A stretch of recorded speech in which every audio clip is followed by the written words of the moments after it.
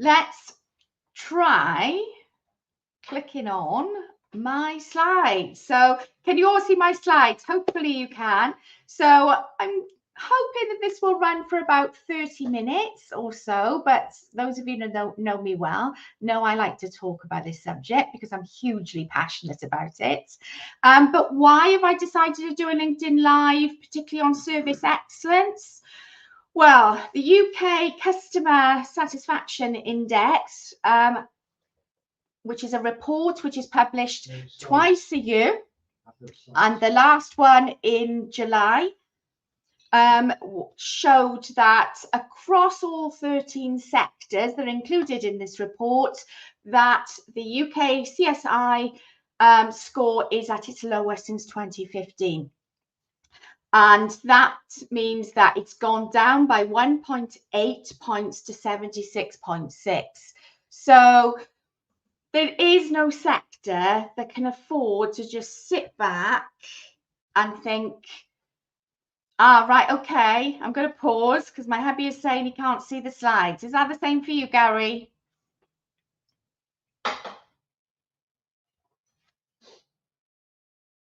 I'm about 15 seconds behind with no slides.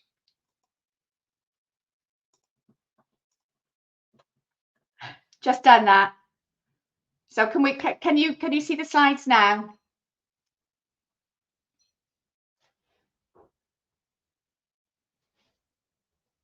Reload it. Right, Gary can see them. It's a techie issue then with hubby. I'll leave him to sort that out. No. So the score is, as I say, at its lowest since 2015. And so for those of you that are as passionate about customer service as I am, and for anybody that works in an organization that is focused on customer service, you will absolutely know that we cannot afford to just keep doing what we're doing. Customers' demands, customers' expectations will always rise rather than going backwards. And so it's really important that companies keep up with their customer feedback and understanding their customers' needs, and always looking for those opportunities to improve and enhance what they do. And particularly some of the key things that were highlighted in the July 2023 report showed that complaints generally are taking longer to resolve them, and customers not feeling that they're resolved within a sort of time scale that they would expect.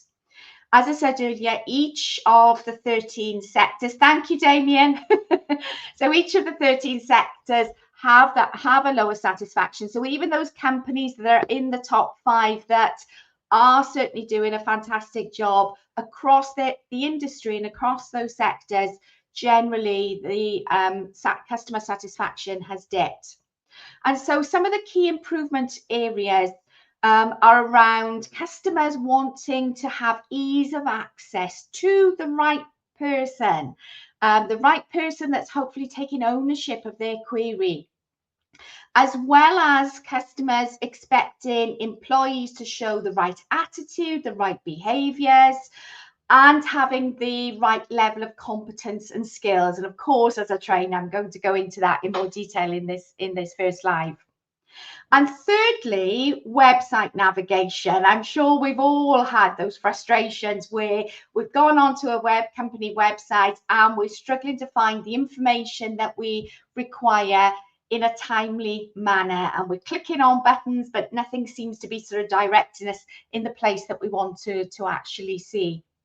And so making sure that our websites, though, every company I'm sure has a website, but making sure that the website is easy for customers to use at all ages. And being a woman of a certain age, I'm not as tech savvy as some of the youngsters out there, but making sure that it's easy of access for everybody. And so these are some of the key reasons why I decided for the start of 2024 to start talking more about service excellence via LinkedIn Live. So without further ado, I'm going to pose a question to those of you that have joined me. So if a full jigsaw puzzle equated to service excellence with high levels of customer satisfaction. Now, I'm sure we've all in our lifetime done some jigsaw puzzles, and you know when you get towards the end and you start to realize that you're not going to be able to complete it because there's a piece missing. How frustrating is that? Well, imagine this for customers where that missing piece means they're not going to receive the high level of customer service that they're looking for. So before I talk about some of the key reasons or some of the key, I guess, barriers and challenges that could relate to that missing piece, I welcome your thoughts. So what could that missing piece relate to that could have a negative impact on the service delivered to customers? What are your thoughts? What potentially could that missing piece be? And again, based on your own experiences as customers, and those of you that work with organizations as trainers and consultants, what are some of the key things that you've identified within your work? So I'm just going to take a little bit of a pause just to get some thoughts from you. Absolutely, Gary. So poor training. So that might be, you know, in the training world, we talk about this sort of sheep dip approach, you know, where you just put everybody through a training course, regardless of needs, regardless of levels of experience. So when we talk about training, it's also important to recognize and complete TNAs, a training needs analysis, to ensure that we are then delivering the training that meets our learners' requirements and needs. But of course, it's not just about doing a one-off training course and then expecting those long-term habits and behavior changes to be embedded. It's about continuous refreshers, and that might be through e-learning modules, for example, or it might be around coaching. So making sure the team leaders are getting in there as soon as a team member has attended a course, and making sure that they're giving that coaching support to help that individual and their team members to then embed those skills on a long-term basis. So I'm guessing that chat should say that don't take ownership, Gary. That put a smile on my face. Absolutely. So, you know, customers being passed from pillar to post, being passed from department to department because nobody is taking ownership of a particular, query or complaint or investigation. And so some of the typical pieces of those jigsaw puzzle could relate to, and surprisingly we're on the same wavelength there with the first one, Gary, in terms of lack of training, which I've talked about, but also poor communication. Oops, I just clicked on something. I don't know what's just happened there, but let me just go back there. So poor communication. So where departments are not communicating effectively with each other. And so I know, you know, when I worked in customer service in the early part of my career, one of the biggest frustrations for me was I wanted to deliver great service to my customers, but then it might be another department not communicating with me and not giving me regular updates. So when customers are asking me how long it will be before they hear an update or they receive a resolution, and I really wanted to give specific timescales. Yeah, I'm just looking at your comment, Gary. So when I wanted to deliver those timescales and be specific, but really came up against challenges to do that because there wasn't communication between departments in terms of updates. Technology, don't we just love technology?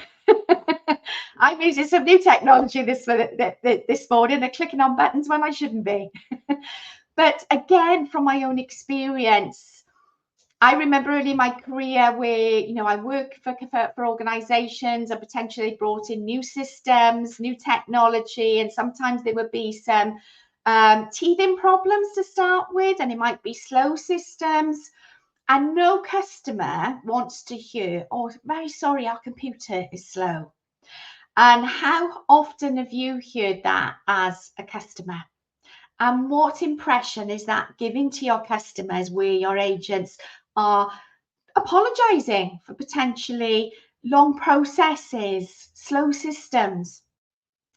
And that missing piece of the jigsaw puzzle could be not having the resources in terms of the required number of staff. So I'm working with a client long term at the moment that during the training sessions, they've said to me, oh, it's been great in the last 6 months. Our organisation has really focused on recruitment and we've got some new team members, and that's really helping us to deliver a great service, because they really wanted to deliver a great service to their clients, but they were struggling to do that when they knew that potentially an investigation or an inquiry would take longer than that ideally they wanted to do, because of not having enough team members within the team. So making sure that you are able to deliver the best level of service that you can within an organisation by ensuring that you've got not just the numbers, but also the right people in the right roles. And of course, that involves your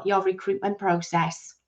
And then finally, silos. So again, that's about departments really focusing on their own KPIs, their own goals, and not really understanding the bigger picture in terms of the company's mission, the company goals that might occur because of competition within departments. So they're really focusing on rewarding their own teams for achieving their goals and objectives, but not really encouraging within the organisation really rewarding people for achieving company goals and company KPIs and working together in order to achieve that.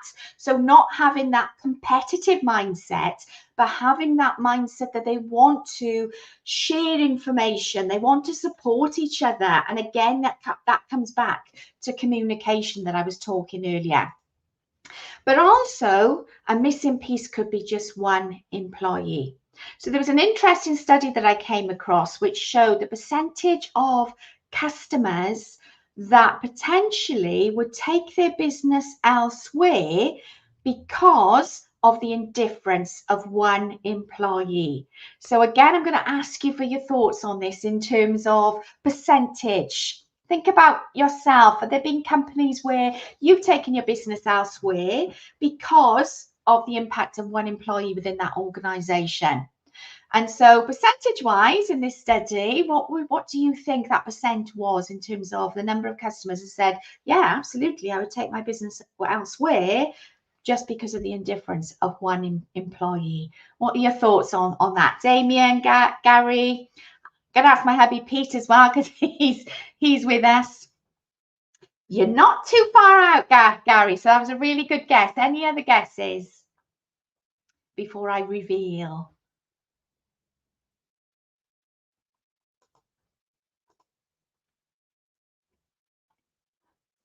No more coming through. I'll have another check in a moment. Now that is typical. Peter Turner slightly higher, really? Not committed there.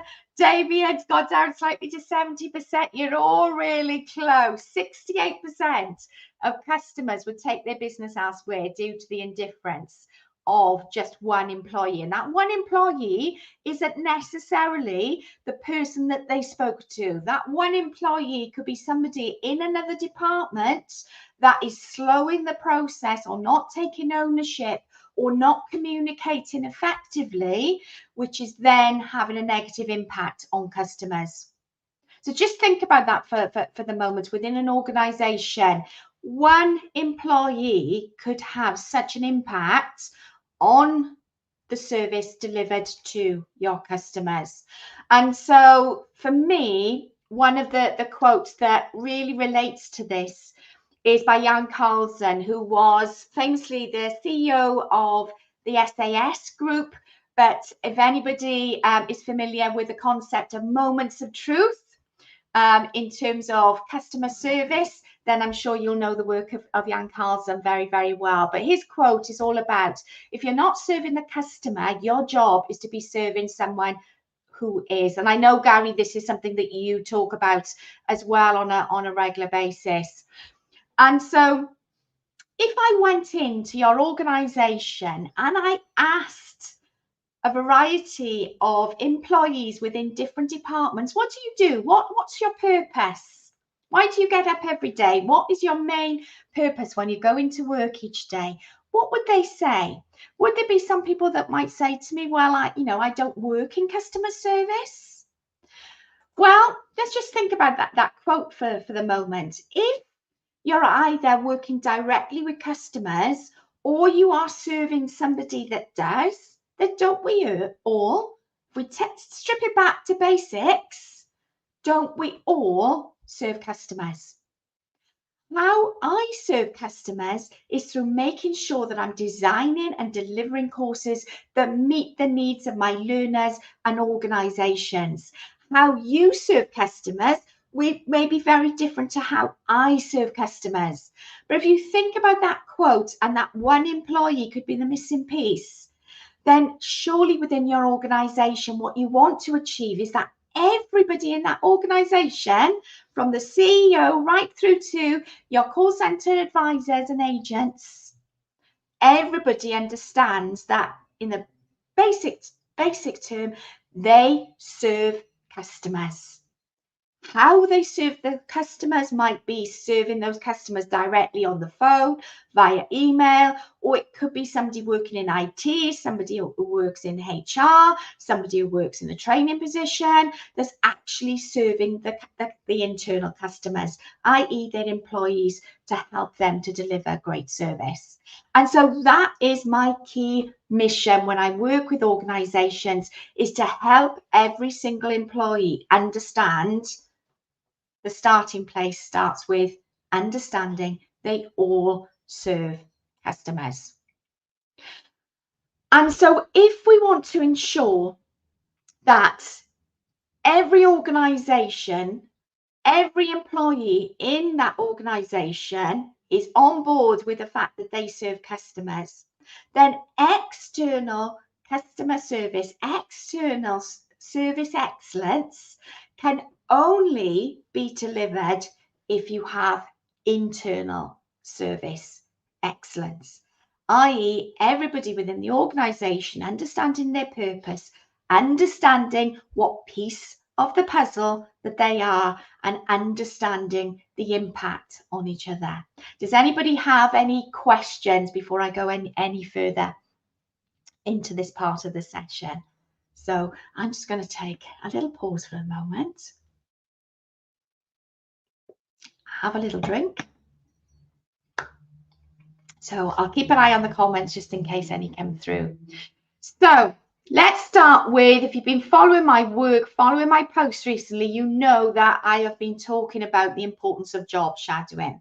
How do you achieve internal service excellence? How do you achieve what I've been talking about in terms of everybody understanding the part they play and the impact they have on each other? Well, for me, this is one of the most important things any organization can put into place.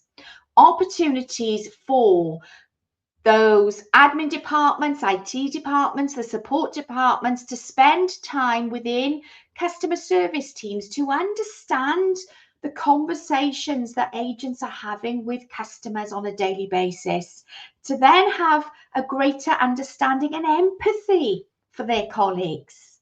But also, while they're doing that job shadowing, to think about the role that they have. What could they potentially do better to help the individuals that they're shadowing within a customer service role? But also that works vice versa. So customer service teams working with support teams and IT teams to again help to understand their challenges and how they can help those support teams more effectively. So I'm just looking at a question that Gary's just posed. So what tips would you give CSMs to help connect teams to purpose for employees who are seeing this as part-time roles or interim positions? So yeah, really good question there, Gary. And I've been working with a client recently, actually, that has said virtually the same in terms of, look, we have the permanent full-time advisors that really do understand their role and delivering a great service, but it's more of a challenge where you've got part-time workers or casual workers, interim workers, temporary workers that potentially are just coming in, dipping in, and they're not necessarily receiving all of the communication. And for me, it starts with communication. In answer to your question, Gary, is making sure I know when I was a part-time worker that I often missed out on team meetings. And yes, I might have a brief sent to me, but it's not the same as being in that conversation, having the opportunity to ask questions.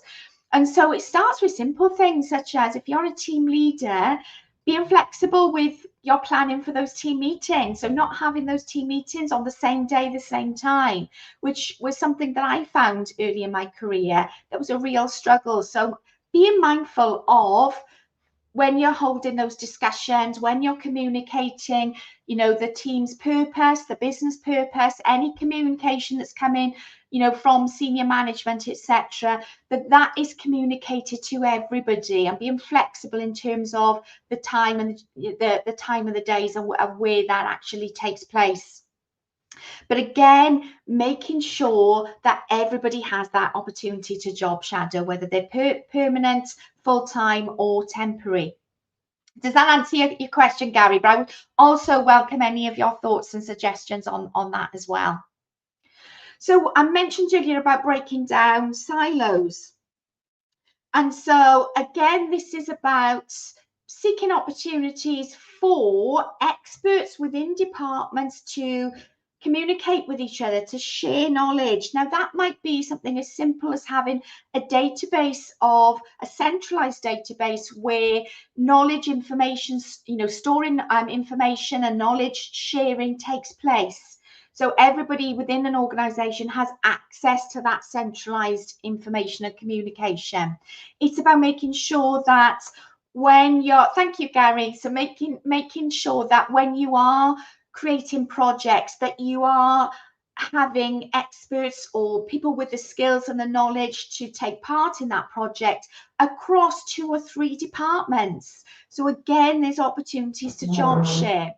I know when I worked within an organization, what I saw was a really positive impact was when team leaders used to come together on a regular basis, usually on a monthly basis, team leaders across different departments, to actually share best practice, but also to share their challenges with each other as well. And I really saw firsthand the positive benefits and impact of doing that. The third one on my slide, empowering employees. Now, again, I'm going to base this on my experience. Speaking to customers where I had to put customers on hold on a regular basis to go in and, speak to my team manager, to get authority from my team manager.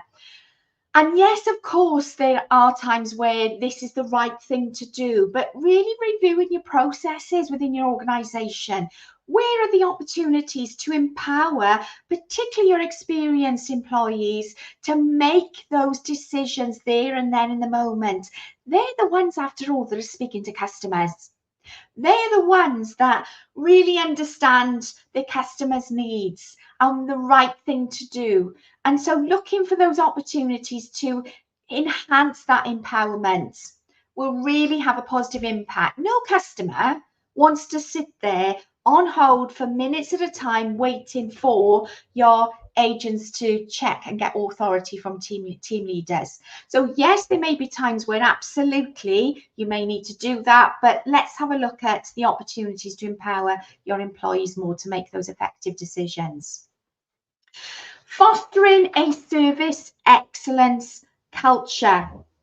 Now, in my experience, again, what can sometimes happen in organizations is performance is measured on what I call the what, i.e., performance is measured on staff achieving their goals, their objectives, their KPIs, etc., their SMART objectives, in terms of, if you've got a sales team, the number of sales that they've achieved that quarter, etc. Your customer service teams might be in terms of reducing complaints that they've had, customer feedback, positive customer feedback that they've received.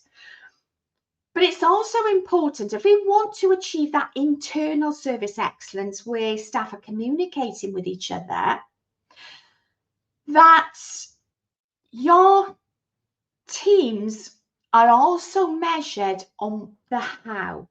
And what I mean by this, the behavior. So not just what they do, but how they do it. How are, in terms of our mindset, have you got individuals that absolutely understand that they serve customers and everything they do and how they do it is all aimed at service delivery? But also, have you got employees that say things such as, well, that's not my issue. I don't work in customer service. That's not my problem. Well, we weren't to blame. They are all signals that you have, certainly within your organization, employees that don't quite at the moment understand that important piece of the puzzle. And so again, in one of the organizations I worked in, they certainly decided that good wasn't good enough, and therefore they did a big piece and a big rollout in terms of the communication piece, in terms of saying, right, our customers expect excellence. So how do we go from good to great to excellent for everybody? And therefore, as part of that, we're moving away from just focusing on the what, the facts and the figures, but looking at behaviors. So even though you might be the top salesperson in your team, are you somebody that's so competitive that you don't actually share your knowledge with anybody else? Are you somebody that doesn't support the rest of the team? That's not what we want to achieve if we want service excellence. We want those behaviors to be supportive, to be team workers. And so thinking about how you measure performance right now, are you sending a clear message to everybody that to achieve excellence, it's about the what, but it's also about behaviors towards each other. But it's also about point 5 on my slide, the training and coaching. So again, if you've been following my work, you will know that I have been banging the drum to say, yes, it's fantastic to deliver training to your customer service teams, but what about everybody else?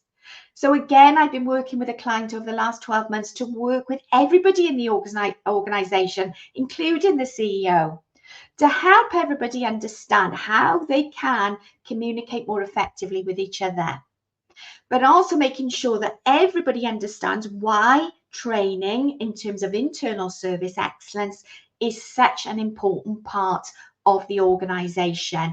That sends a clear message to everybody. That's how you develop that service excellence culture, where everybody gets it, where everybody recognizing that piece. Right, I'm just doing that now, Gary. There you go, I've hidden it. What would I do without you on this LinkedIn Live?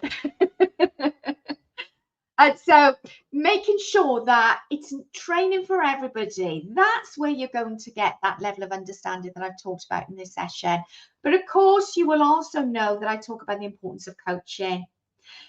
Human behavior, typical human behavior is you attend a training course, you come out of it brimming with enthusiasm, you put into action 2 or 3 new actions that you've learned on the course. If you're a manager, you will see them doing that. But then typical behavior is in a couple of weeks, you're wondering, well, why have they gone back to old habits? Your subconscious loves those habits. It drives your behavior. So even though you may be making a conscious effort to embed some new skills, we then tend to then just sit back on autopilot, allow that subconscious to take over and slowly go back to our previous habits. So if you want to avoid that, you must, as a manager, get in there quickly after the training's happened to help embed those skills on a long-term basis through coaching. And you might get some results for training around 24-25% improvement, but you can actually get 4 times that benefit through training and coaching together. So they are some of the things that, in terms of potential steps to review and embed within your organization, that can really help to deliver that great service. But I did want to try to keep to the 30-minute mark. I haven't done too badly, but just before you go, I just want to talk briefly about some of the guests that's coming up. So Gary and Damien, actually, they're both on this session today. I can't wait to have you both as guests to talk about your perspective. Some of the things I've talked about today, such as systems, processes, technology. I'm not an expert when it comes to technology. So I'm really looking forward to having key experts to talk about some of the areas that I've mentioned in brief today. But I will be dipping into many of these areas I've talked about today in my solo lives around people development, around skills, about behaviors, the things that I absolutely am an expert on. And I've got a great expert coming up in the next few months, Simon Chris, who is my Australian guest, hence I'm going to be sort of changing the time slightly, but he is an absolute expert in terms of AI. So I can't wait for that one when he will be sharing his thoughts on how AI can certainly help with service excellence delivery, as well as many other experts in terms of global, UK, but mainly in terms of all sharing a passion that I have around service excellence. So just before I go today, and then I can breathe for the rest of the Friday, yay, I've done my first LinkedIn Live. And once I got to grips with knowing when to show a comment and hide it, thank you again, Gary, for that. Hopefully the next one is going to be a breeze. But my next one coming up in 2 weeks' time is with my wonderful connection, Paul Snell. So if you know Paul, then you can't afford to miss that one.